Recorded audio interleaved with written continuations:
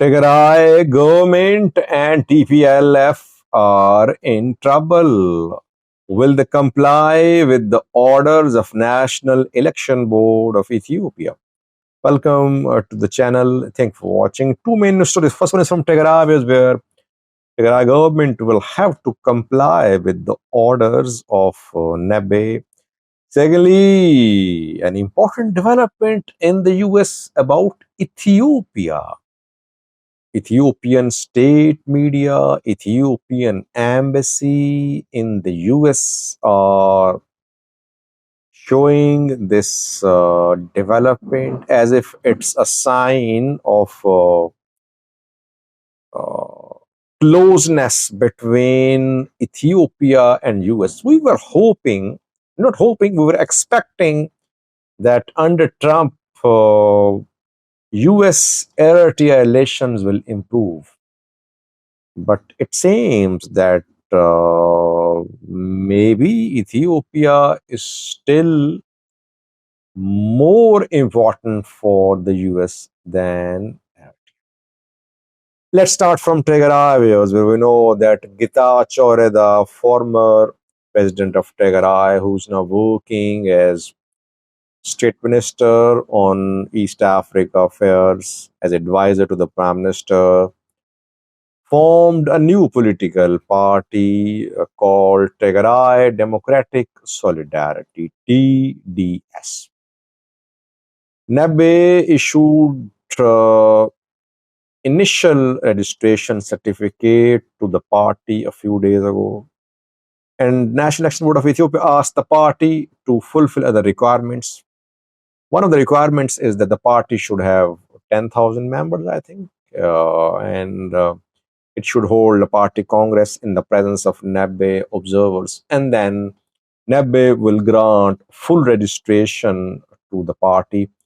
And after that, it will be eligible to contest elections. So now Getachew's party is working on membership. It is recruiting members. It is registering members. And it is planning to hold a party congress. Where will the party congress be held? It's a regional party, by the way, a regional party from Tigray. But party leaders are not based in Tigray. Getachew Reda, Sadkan, Professor Kindea, Redai Haliform, others. None of them is based in Tigray. All of them are in Addis Ababa. The party spokesperson, Redai Haliform, announced a few days ago that the party would hold its first founding congress in Tigray. When he said within 1.5 months, the party will hold its founding congress. But Getachew and other leaders have been called traitors. TPLF, Tigray military, call Getachew anti-Tigray, a traitor. So will Getachew and his associates be allowed to enter Tigray to organize the party, to hold a party founding congress there? Nebe, National Election Board of Ethiopia, has issued directions to the Tigray interim government. Nebe is asking the Tigray interim government to ensure that Tigray Democratic Solidarity Party of Getachew is facilitated to carry out political activities in Tigray. The activities include membership campaigns, etc., maybe parties, founding congress organization too. Nebe has written a letter to Tigray interim government. What will Tigray interim government do? Will it comply with the instructions of Nebe? Will Getachew party be allowed to work in Tigray? What will TPLF do? TPLF people might storm the gatherings of Democratic Solidarity Party. TPLF people might not allow Getachew to organize his party in Tigray. But if Tigray interim government violates Nebe's orders, Tigray interim government could face the consequences.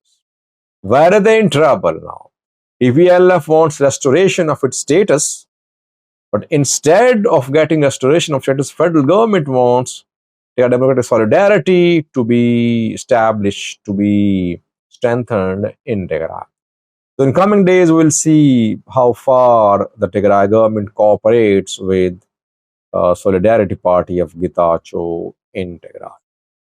Secondly, viewers, Ethiopian Embassy in the US and Ethiopian state media are broadcasting a news claiming that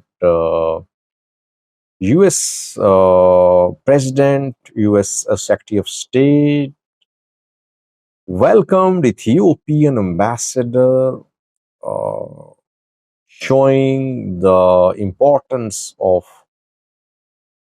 strategic partnership between the US and Ethiopia.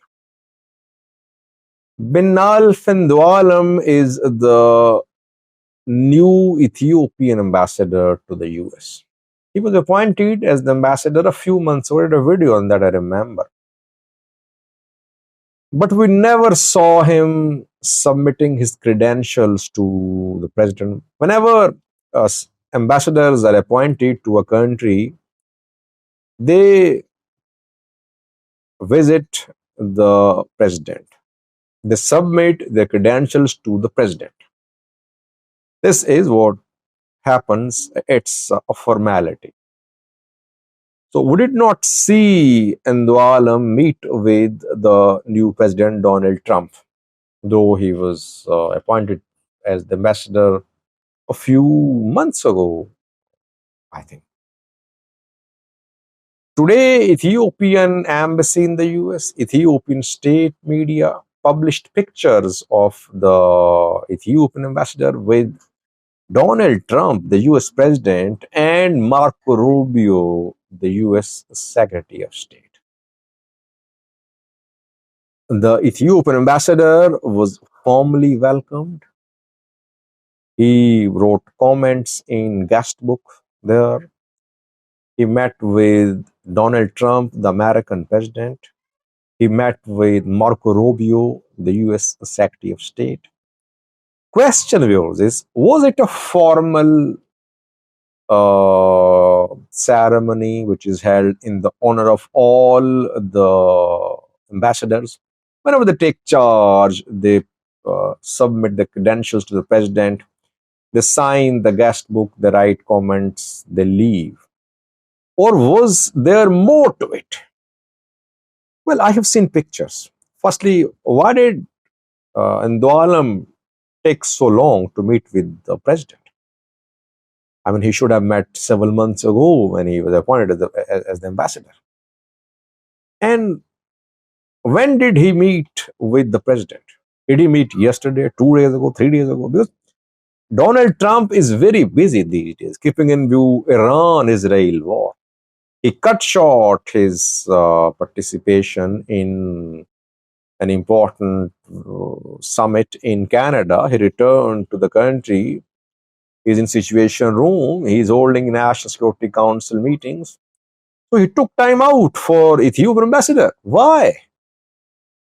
Either the pictures are a few days old or the meeting was very strategic. It wasn't just a formal ceremony of meeting between an ambassador and the president. It was more to it. And secondly, why was Marco Rubio part of this meeting? Whenever ambassadors meet with the president, Secretary of State does not have to be there. Secretary of State was there, Marco Rubio. It means there was more to this meeting than just being a formal first meeting between an ambassador and the president of the host country. What did the two sides talk about? Things will come out in coming days, I think. But I think they talked about some key issues. And we were expecting that maybe Trump will improve relations with Eritrea. Nothing has happened in recent months to show that US is going to improve ties with Eritrea considerably. Rather, Eritrea was at the forefront of submitting a resolution condemning unilateral sanctions imposed on the countries by Western countries in America. That resolution has been passed by the Union Assembly. Eritrea is one of 12 countries banned, whose nationals have been banned from entering the US. But though Ethiopia has suffered too in terms of suspension of aid, USAID projects are suspending their operations in Ethiopia. But Trump's meeting with the Ethiopian ambassador in the presence of Marco Rubio indicates that some strategic discussions were had. And to find out more about it, thanks for watching.